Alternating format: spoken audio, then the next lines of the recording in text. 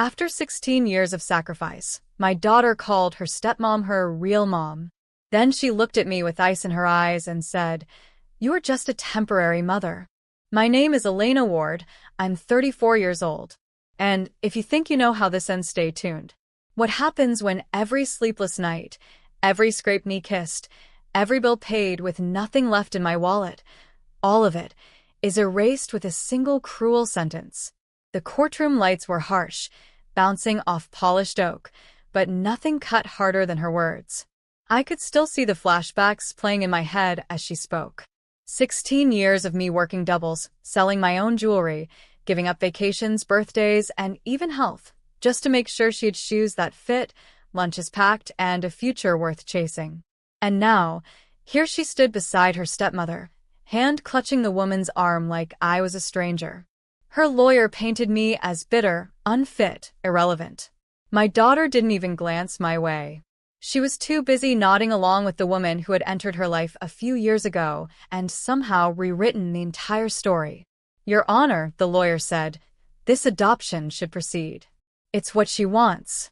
It's what's best." Elena was never more than a placeholder. The word placeholder echoed like a hammer to my ribs. I didn't shout. I didn't break down. Instead, I pulled a slim folder from my bag. Inside was the one thing they had overlooked, the one thing they thought I didn't have. When I handed it to the judge, his brows lifted.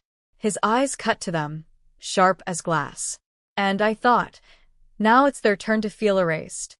The judge's fingers traced the edge of the folder, his eyes narrowing as he flipped the first page.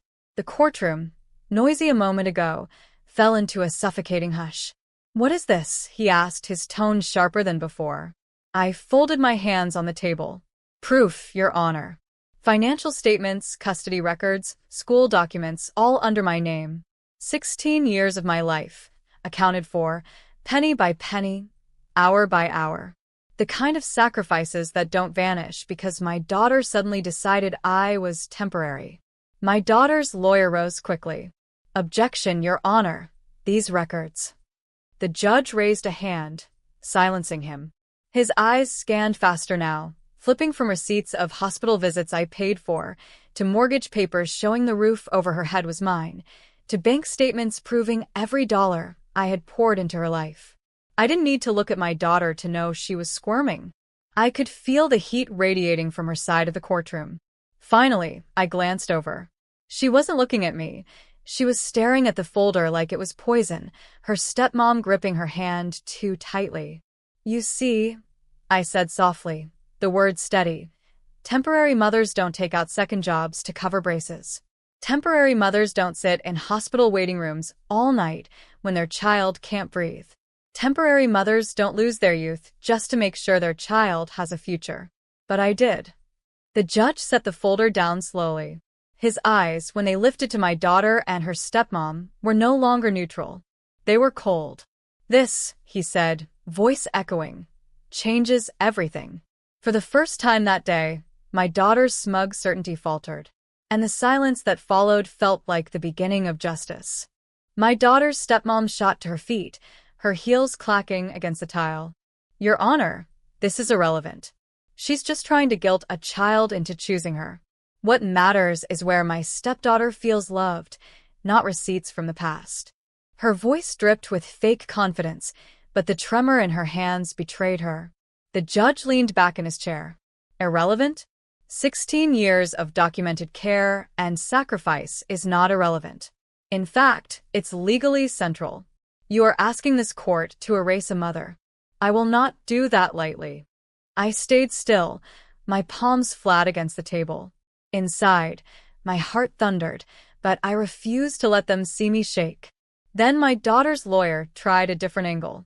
"Your Honor, while Ms. Ward may have provided financially, emotional neglect is another matter entirely. Our client feels her stepmother has been the real mother in every meaningful way." That was the dagger. They wanted to paint me as cold, detached, replaceable. I swallowed hard, then reached for the second folder in my bag. Slowly, deliberately, I slid it across the table. "If emotional neglect is your argument, perhaps we should review this as well." The judge opened it. Photos. videos, letters, every birthday card I'd kept, every photo of me in hospital waiting rooms with her in my arms, every teacher's note thanking me for attending parent conferences alone, and the video, time-stamped, me cheering in the bleachers at her soccer games while the stepmom wasn't even present. The judge watched in silence as the screen lit up with my daughter's 12-year-old self hugging me, whispering, "Thanks, Mom. You're the best." My daughter's face went pale. Her stepmom's lips parted with no words. And the courtroom shifted.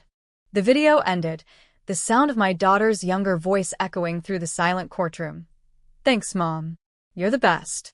She shifted in her chair, cheeks flushed, refusing to meet my eyes. Her stepmom squeezed her hand tightly, whispering something I couldn't hear. The judge adjusted his glasses, gaze firm. "So this is the same woman you now call temporary? The one you're trying to erase from your life and records?" My daughter's lawyer stammered, "Children's feelings change over time, Your Honor." "Feelings may change," the judge cut him off, "but facts don't. This evidence shows consistent, active, present motherhood for 16 years. He tapped the folder. "It's becoming harder and harder to accept the claim that Ms. Ward was nothing but a placeholder." I stayed quiet, but my eyes locked on my daughter. I wasn't angry in that moment. I was hurt. Deeply. The kind of hurt that years of exhaustion and sacrifice only make sharper. "You once told me," I whispered, my voice carrying despite the silence, "that I was your safe place. That no matter what happened, I was home. Do you remember that, sweetheart?" Her lips trembled. She shook her head, staring at the desk as if the wood grain could swallow her whole. The judge leaned forward. "If there's more proof, Ms. Ward, I'd like to see it." I nodded. "There is." I pulled out the final piece, the legal documents showing the trust fund. A $2 million account I had fought for, saved into, protected for her future. And the clause at the bottom, "Adoption by another party nullifies access." The judge read it aloud. Gasps rippled through the room. My daughter's eyes finally met mine, shocked, wide, and terrified. And for the first time, it wasn't me on trial anymore. The judge read the final line twice, his brow furrowing deeper with every word. "Adoption by another party nullifies access." The courtroom erupted in whispers. My daughter's lawyer tried to object, but the judge silenced him with a single raised hand. "This is binding?" "Yes, Your Honor," I said, my voice steady. 16 years ago, I opened that trust. Every extra dollar I made, every sleepless night, every sacrifice I put away for her future, it went into that account. $2 million, protected under one condition. If she chose to be adopted by anyone else, she would lose it. Gasps echoed through the gallery. My daughter's stepmom's face drained of color. She grabbed my daughter's hand tighter, whispering urgently, but the girl's wide eyes stayed locked on the papers. The judge tapped the document. "So, if this adoption proceeded, she would legally forfeit $2 million? "Yes," I confirmed quietly. "She wouldn't just erase me. She'd erase her future." My daughter's lips parted, trembling. You tricked me." I swallowed, meeting her gaze. "No. I protected you. Because I knew there might come a day when someone convinced you I wasn't enough. And now you see what that day costs." Her lawyer scrambled, flipping through papers muttering, "There must be a loophole." But the judge had already closed the folder. His verdict was written across his face. "This court cannot and will not approve an adoption that results in this kind of financial self-destruction." Case dismissed. The gavel struck, sharp and final. My daughter looked shattered, her stepmom furious, whispering venom in her ear. But all I felt was an ache, a mix of grief and relief, as the courtroom emptied. For 16 years, I had carried everything. And now, finally, the weight shifted back to them. The courtroom emptied slowly, but I stayed seated, watching from the corner of my eye. My daughter refused to look at me. She clung to her stepmom's arm, but her face was pale, her lips trembling. $2 million, she whispered harshly. "You told me this was the right thing. You told me she had nothing left for me." Her stepmom stiffened. Money isn't everything. I'm your real mom now. We don't need her. But my daughter's voice rose, sharp enough to cut through the quiet hall. Real mom? A real mom doesn't erase someone's life. A real mom doesn't push me into losing my future. You lied. The word stung me, because for years, I'd prayed to hear her defend me. Yet hearing it now, aimed at the woman she had chosen over me, twisted something deep inside. Her stepmom's mask cracked. Don't raise your voice. You embarrassed us in front of everyone. Do you know how hard I worked for this? For what? My daughter shot back. For me to lose everything? You played me like a pawn. Their voices echoed down the corridor, and for once, I didn't step in to mediate, didn't soften the blow. I let them unravel, every thread of their alliance tearing in public. My lawyer touched my arm gently. You don't need to stay. You've already won. But this wasn't about winning. It was about truth. I stood slowly, gathering the folders, and finally let my daughter's gaze find mine. For the first time that day, her eyes weren't cold. They were uncertain. She opened her mouth, but no words came. Just silence. And sometimes, silence says everything. The week after the courtroom battle, our home felt like a war zone. Calls from relatives, neighbors whispering, friends picking sides. It was exhausting. My daughter stayed mostly silent, but her eyes darted to me now and then, filled with questions she didn't dare ask aloud. Her stepmom tried to assert control, but the cracks were widening. She barked orders, threw passive-aggressive comments my way, but my daughter no longer flinched.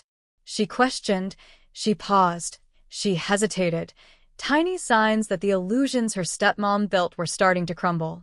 One evening, I found her phone unlocked on the counter.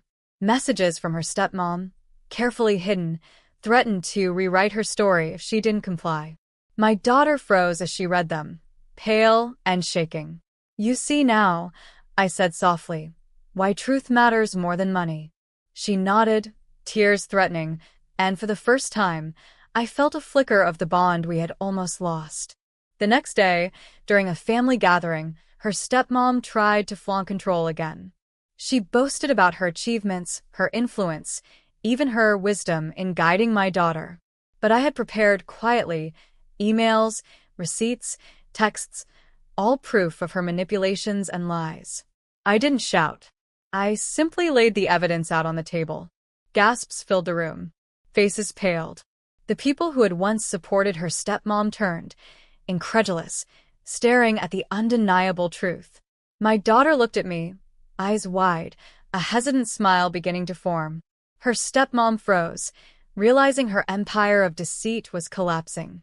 Every insult, every threat, every manipulation backfired, leaving her exposed and powerless. Finally, silence. Heavy, absolute silence, except for my daughter, whispering, I understand now. And in that moment, I realized that revenge wasn't about anger or destruction. It was about justice, clarity, and reclaiming what was rightfully ours. The courtroom doors closed behind us one last time. My daughter sat beside me, quieter than ever, her stepmom nowhere in sight, stripped of influence, stripped of the $2 million she had tried to claim. I watched my daughter carefully. Her eyes were a mix of confusion, relief, and something deeper, recognition. She finally saw that loyalty, love, and truth couldn't be bought, manipulated, or rewritten. Weeks later, I received an email from her stepmom, cold, short, and bitter. No apologies, no explanations. Just the acknowledgement that everything she tried to take was gone. Every subtle insult, every hidden agenda, every lie exposed, gone. I didn't reply. I didn't have to. The law had spoken, justice had been served, and my daughter finally understood her real foundation, me. We began rebuilding quietly. Not with extravagant gestures or public displays, but with simple dinners, late-night talks, laughter that returned slowly, hesitantly, but genuinely. I watched her grow into herself, shedding layers of fear, doubt, and manipulation. Her stepmom's shadow faded into the background, powerless and irrelevant. I knew she would never recover the control she craved, and that knowledge alone was enough. One evening, as we sat together watching old family photos, my daughter leaned against me and whispered, "Thank you for not giving up, even when I didn't understand." I smiled, feeling every sacrifice of 16 years, every sleepless night, every moment of quiet endurance finally pay off. It wasn't vengeance in the fiery sense. It was patience, resilience, and the quiet power of truth. Justice wasn't loud. It wasn't cruel. It was precise, inevitable, and deeply satisfying. And as I held my daughter close, watching her finally feel safe and whole, I knew this chapter was complete.